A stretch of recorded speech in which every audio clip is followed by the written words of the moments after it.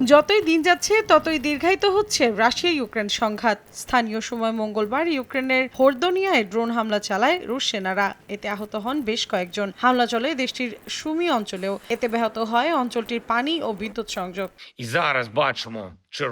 একই দিন ইউক্রেনের প্রেসিডেন্ট ভলোদিমির জেলেনস্কি অভিযোগ করে বলেন, নতুন করে সেনা সমাবেশ করার চেষ্টা করছে মস্কো। শান্তির পথে আসতে রাজি নন ভ্লাদিমির পুতিন, তাই সংঘাত অব্যাহত রেখেছেন তিনি। জেলেনস্কি আরো বলেন, রাশিয়া এখনো ইউক্রেনের লক্ষ্যবস্তুতে হামলা চালিয়ে যাচ্ছে, আর এই হামলার জবাব দেওয়া হবে বলেও হুঁশিয়ারি দেন তিনি। এরই মধ্যে রুশ প্রেসিডেন্ট ভ্লাদিমির পুতিন জানিয়েছেন, সংঘাত শেষ হওয়ার পর ইউক্রেনের নিরাপত্তা নিশ্চিত করার বিষয়ে ঐক্যমতে পৌঁছানো সম্ভব। মঙ্গলবার বেইজিংয়ে স্লোভাকিয়ার প্রধানমন্ত্রী রবার্ট ফিকোর সঙ্গে বৈঠকে পুতিন বলেন, যদি পরিস্থিতি অনুকূল হয় তবে ইউক্রেন, রাশিয়া ও যুক্তরাষ্ট্র একসঙ্গে পারমাণবিক কেন্দ্র পরিচালনা করতে পারবে। তিনি আরো বলেন, ইউক্রেনের ইউরোপীয় ইউনিয়নে যোগদানের বিষয়ে মস্কো কখনো বিরোধ জানায়নি, তবে পশ্চিমা সামরিক জোট ন্যাটোতে সদস্যপদ হয়নি বলে উচ্ছ্বাস প্রকাশ করেন তিনি।